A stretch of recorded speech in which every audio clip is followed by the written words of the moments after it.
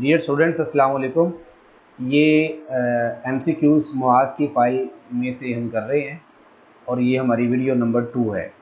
Video number 1 में हमने 9 page कर लिए थे।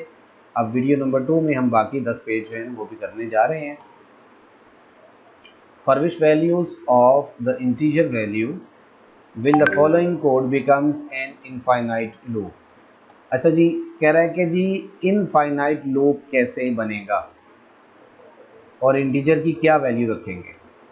अब देखें, अगर हम यहाँ पे 1 रख देते हैं तो ये number plus is equal to ये 1 जो है ये आगे जाके प्लस इक्वल करेंगे तो ये 2 हो जाएगा।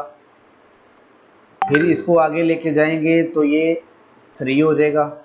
यानी आ जाके यहाँ तक पहुँच जाएगा। जब यहाँ तक पहुँच गया तो ये लूप जो है ये ब्रेक हो जाएगा, ख़त्म हो जाएगा।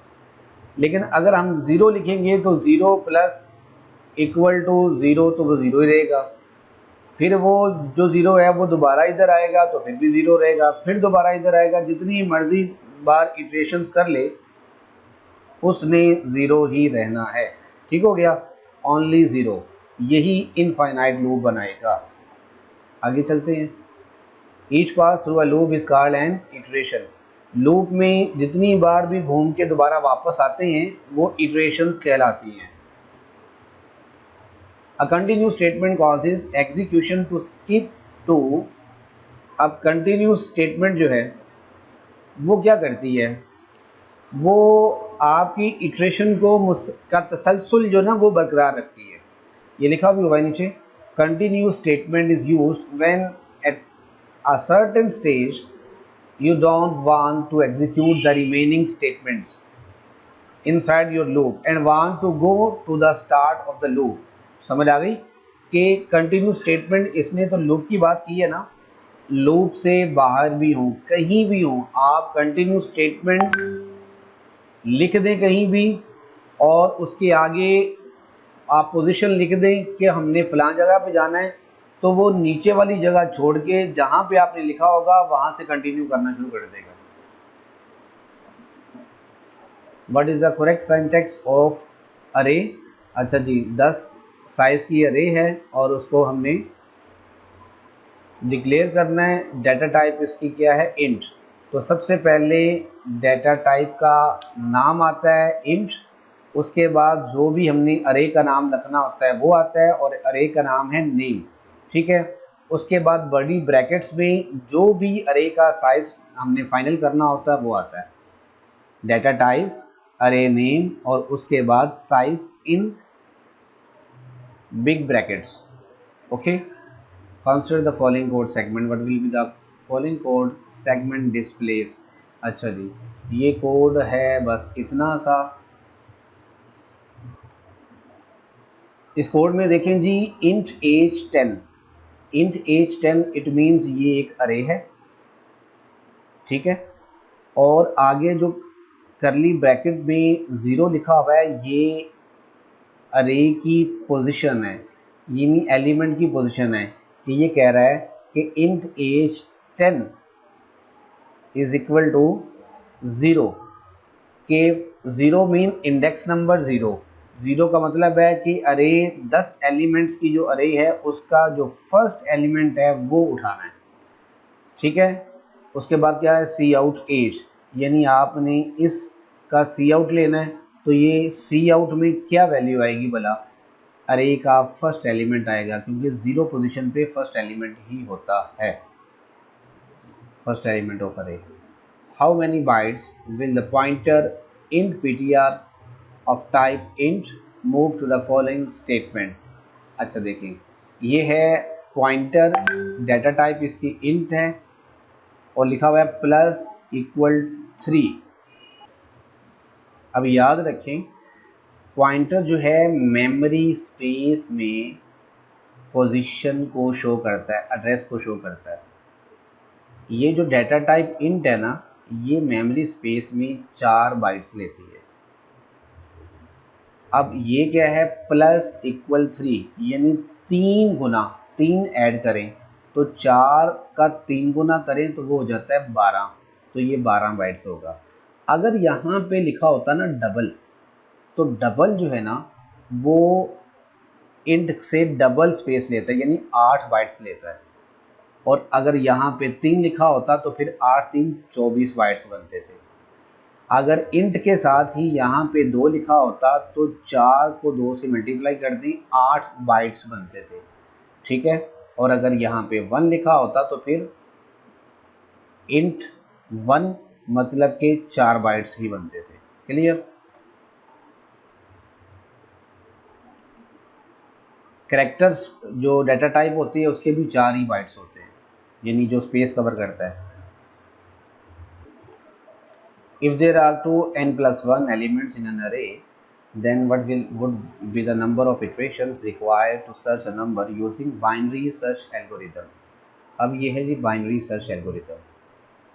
किसी भी अरे में जितने भी एलिमेंट्स होंगे ना, उनको 2 पे तकसीम कर दें, डिवाइडेड बाई 2 कर दें, आपके पास बाइनरी सर्च एल्गोरिथम की इटरेशंस आ जाएंगी। अब देखें, ये है 2 into n plus 1 divided by 2 करें, 2 2 से कट जाएगा, एन प्लस 1 रह जाएगा, ये है। अब इसी तरह कोई और भी वैल्यू चेंज करके देता है, 4 इंटू एन प्लस 1 आ जाता है तो ये आ जाएगा 2 एन प्लस 1। अगर सिर्फ एन प्लस 1 आ जाता है तो आप एन प्लस 1 ओवर 2 यही एलिमेंट्स होंगे, ठीक है। इटरेशंस हाफ होती हैं। Which of the following operator is used to access the value of a variable?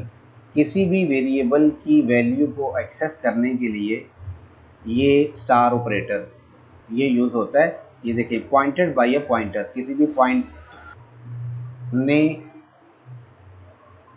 Value दी हो तो उसको एक्सेस करना हो तो ये स्टार ऑपरेटर यूज़ होता है। ये रेफरेंस ऑपरेटर होता है। The dash statement interrupts the flow of control. Interrupts कहते हैं मुदाखलत करना, रोक देना। तो ज़ाहिर है फ़्लो कंट्रोल में ब्रेक स्टेटमेंट जो है वो यही मुदाखलत करती है, यानी एक चीज़ चल रही होती है तो उसको रोकना ब्रेक स्टेटमेंट का ही काम होता है। Analysis is the dash step in designing a program. Analysis is the first step. ज़ाहिर है कोई भी प्रोग्राम आपने डिज़ाइन करना है तो सबसे पहले आप उसको एनालाइज करते हैं, जांच पड़ताल करते हैं, उसके बाद फिर आगे जाके आप उसको डिज़ाइन करते हैं, उसकी डायग्राम्स बनाते हैं वगैरह वगैरह। Paying attention to detail in designing a program is dash is necessary, ये ऑलरेडी है। There are mainly dash types of software, ये भी आपको पता ही है, 2 types, application software, system software. ये बाज़ का शॉर्ट क्वेश्चन में भी आ जाता है। In C plus plus the sharp include is called the preprocessor directive, ये भी रट्टा ही है। Double and is dash operator is a logical operator, ये एंड ये डबल एंड जो है लॉजिकल ऑपरेटर है। आमतौर पर इफ स्टेटमेंट में जो अंदर कंडीशन होती है ना वहाँ पे यूज़ होता है, फॉर के अंदर भी यूज़ कर लेते हैं, इफ एल्स के अंदर भी यूज़ कर लेते हैं, ये वाला इसे एंड कहते हैं। एंड ऑपरेटर वाला नहीं, एंड पक्का वाला। In flow chart the symbol used for decision making is diagram. अच्छा, एक चीज़ तो ये कि डिसीजन मेकिंग के लिए सिंबल डायग्राम यूज़ होती है। एरो सिंबल जो है ये डाटा फ्लो की डायरेक्शन को बताती है। सर्कल जो है, सर्कल कनेक्टर होता है। रेक्टेंगल जो है ये प्रोसेस बताती है। और आप पेज नंबर 51 पे जाके ना इस सारी फ्लो चार्ट्स के सिंबल को तैयार कर लीजिएगा। C++ views each file as a sequential stream of bytes, ये भी रट्टा ही है। If the elements of an array are already sorted, then the useful search algorithm is binary search algorithm। और पता है ना आपको, बाइनरी सर्च एल्गोरिथम में अगर आपने इटरेशंस निकालनी हो तो 2 पे तकसीम करते हैं। The address operator can be used with variable, ये देखें ये उसको रेफ़र करता है, रेफरेंस के लिए ये एड्रेस ऑपरेटर होता है। किसी वेरिएबल के साथ ये एंड आ जाए तो इट मीन्स ये उसका एड्रेस बता रहा है, पॉइंट आउट कर रहा है। When a pointer is incremented it actually jumps a number of memory addresses according to data type. अब देखें, इसको देखें, और ऊपर आपको पता है कि वो ऊपर गया था int pointer plus equal to 3 था, तो मैंने आपसे कहा था इंट जो है ये 4 बाइट्स लेता है, तो प्लस इक्वल टू 3 का मतलब है कि वो 12 आंसर होगा उसका। ठीक है, तो ये भी वही कह रहा है कि इंट पॉइंटर जो इंक्रीमेंट होता है ना, ये डाटा टाइप के मुताबिक जंप करता है। समझ आ गई? डाटा टाइप इंट है तो 4 एक जंप में 4 बाइट्स लेगा, अगर डबल है तो एक जंप में 8 बाइट्स लेगा। Call by reference mechanism should be used in a program where when there is large amount of data to be passed, small amount of data to be passed, need to change the past data, no need to change the past data। ये 1 and 3 large amount of data। ठीक है, ज़ाहिर है जब data बहुत बड़ा है तब आप कोई ना कोई मेथड लगाएंगे ना कि भाई सारा डाटा सर्च ना करना पड़े, उसमें से कोई एक चीज़, फर्ज करें 10,000 स्टूडेंट्स के नाम है, आपने उनमें से एक स्टूडेंट को सर्च करना है, तो डाटा जब बहुत ज़्यादा होगा तब आप कोई ना कोई मेथड मैकेनिज़्म यूज़ करते हैं। जब डाटा छोटा होता है तो उसको उसकी तो ज़रूरत ही नहीं होती मैकेनिज़्म की।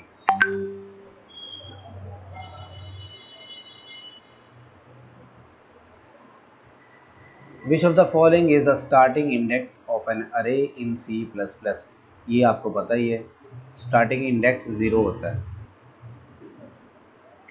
The return type do not return any value, void return नहीं करती कोई भी वैल्यू। अगर वॉइड के अलावा ये लिखें इंट है तो ये इंटीजर रिटर्न करती है, डबल फ्लोट ये अपनी अपनी वैल्यूज़ रिटर्न करती है। ये हेडर फाइल की एक्सटेंशन डॉट एच होती है, आपकी बुक में भी लिखी हुई है, लेकिन प्रोग्राम्स में डॉट एच अब नहीं लिखते, यानी जब प्रोग्रामिंग करते हैं। वी वांट टू एक्सेस अरे in random order which approach is better, अरे इंडेक्स। ये देखें जी, if the array is to be accessed in random order then the pointer approach may not be better than array indexes। कह रहा है अगर random order में आपने अरे को एक्सेस करना है तो अरे इंडेक्सिंग से बेटर कोई और अप्रोच नहीं है। आपने सिर्फ इसको नहीं देखना, ये देखें, ये टिप्स हैं। Pointers and arrays are closely related in C language. The array's names can be used as pointer but only as constant pointers। आपने ये 3 लाइनें, ये मैं खामोश हो जाता हूँ, आपने वीडियो को यहाँ पे स्टॉप करना है, इन तीनों को पढ़ना है, उसके बाद आपने वीडियो को यहाँ भी स्टॉप करना है, और ये बाकी जो पॉइंट्स हैं इनको भी आपने लाजमी रीड करना है। क्वेश्चन ऐसे ही निकलते होते हैं। When we declare a multi-dimensional array, the compiler stores the elements of a multi-dimensional array in the form of, ये देखेंगे, contiguous memory locations। ठीक है, और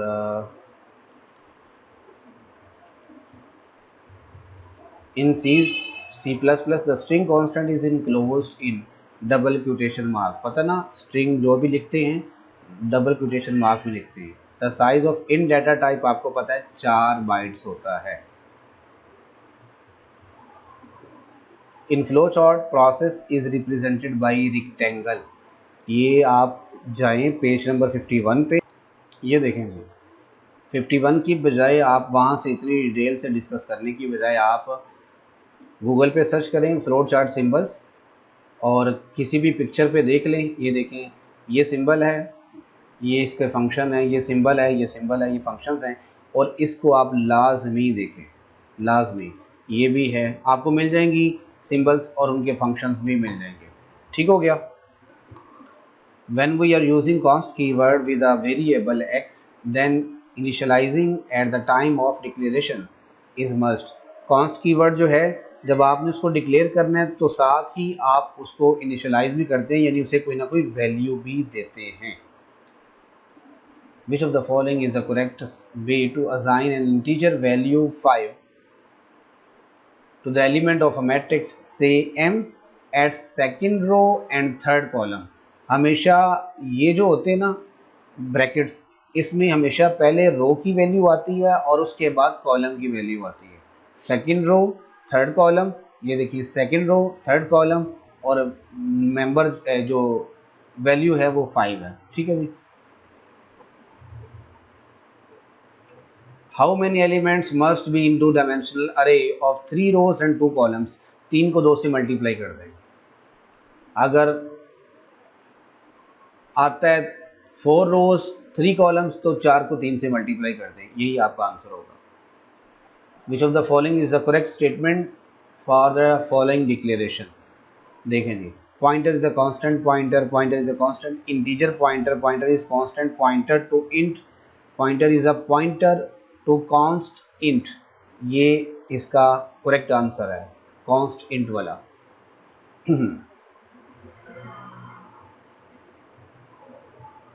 इस पे आए जरा, इसका आउटपुट पूछ रहा है, आप जरा गौर करें।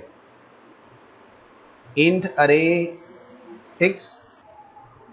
6 साइज की अरे है, ये इसके मेंबर्स हैं, वैल्यूज हैं। int स्टार ptr1 पॉइंटर 1, ये इसको एड्रेस मिला हुआ है एलिमेंट नंबर 1 का, तो ये 0 एड्रेस पे है और ये 1 पे है, यानी ये 3 है। ओके। उसके बाद int स्टार पॉइंटर 2 जो है, इसको एड्रेस मिला हुआ है 4 वाली पोजीशन का, तो ये 4 वाली पोजीशन पे देखें 0 1 2 3 4, ये 5 है, ये आ गया 3 और यहाँ पे क्या है वैल्यू 5 है। अब सी आउट करवा रहा है कि पॉइंटर 2 माइनस पॉइंटर 1, तो आपको पता है ये क्या था 5 और ये क्या था 3, 5 माइनस 3 तो क्या आ गया 2, ये आपका आंसर है। What will be the correct syntax to assign an array named ARR of 5 elements? कह रहा जी अरे है जिसका साइज है 5, हमने पॉइंटर को असाइन करनी है और पॉइंटर जो है वो PTR है। ये देखें, ये 5 एलिमेंट्स की अरे है और ये हम पॉइंटर को असाइन कर रहे हैं, ऑप्शन नंबर सी। ये आपको पता ही है, C is an functional oriented language। The variables having name, type and size are just like empty boxes। ठीक है जी, यानी जिनका नाम, टाइप और साइज होता है लेकिन वैल्यू नहीं होती, वो बॉक्स तो बन जाते हैं, वैल्यू जो है अगर वो उसमें डालें तो तब फिल होती है, अदरवाइज वो एम्प्टी ही होती है। ठीक।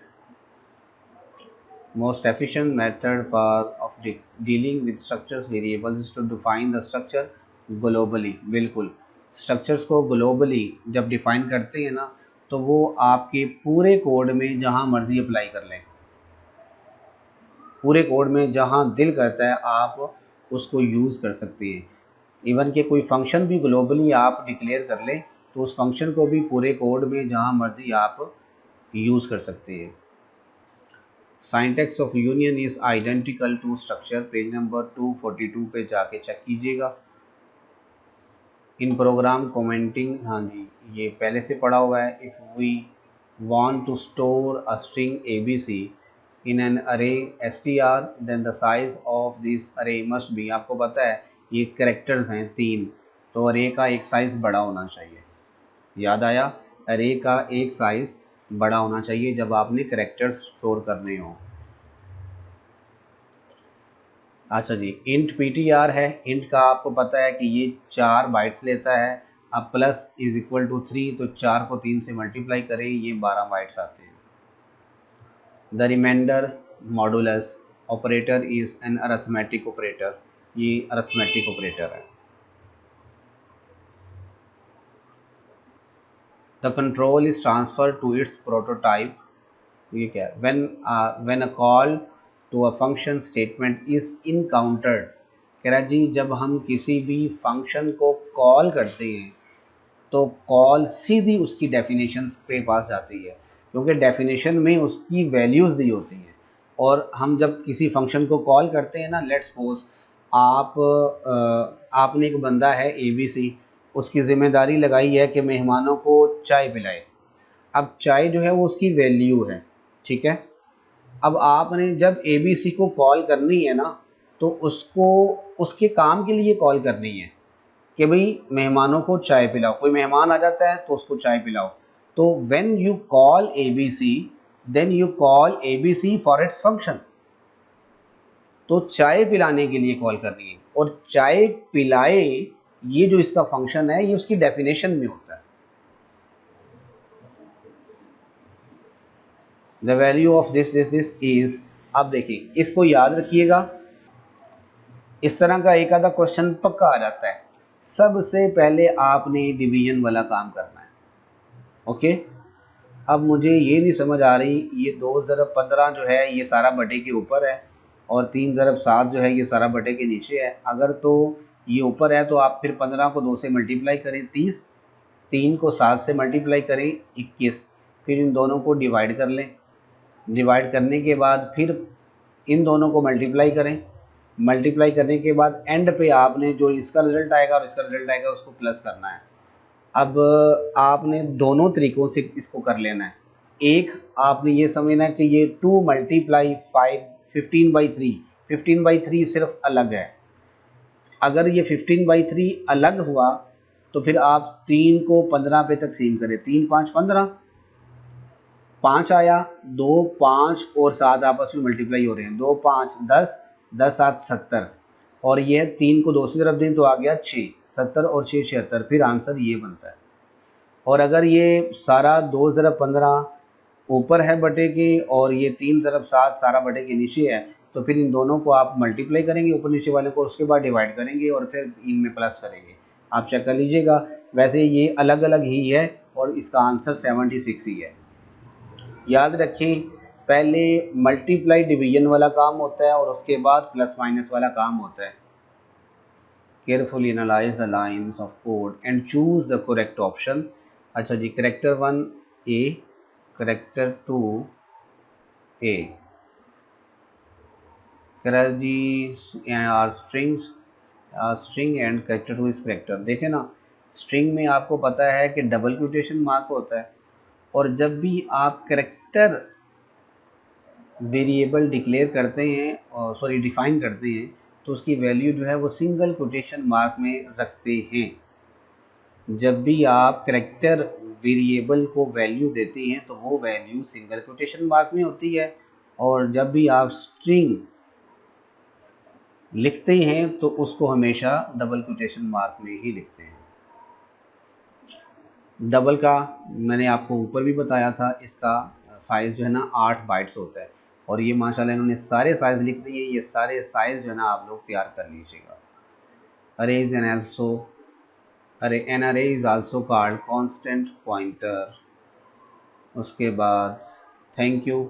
अच्छा जी, ये कंप्लीट हो गया हमारा। तो इसके लिए स्पेशल थैंक्स हैं मुआज़ भाई के लिए कि जिन्होंने ये बड़ी मेहनत से फ़ाइल तैयार की। बहुत शुक्रिया आप लोगों का। अगर कोई चीज़ समझ नहीं आई तो आप लोग मुझसे डिस्कस कर सकते हैं, पूछ सकते हैं कमेंट्स में। बहुत शुक्रिया। अल्लाह हाफ़िज़, अस्सलाम वालेकुम।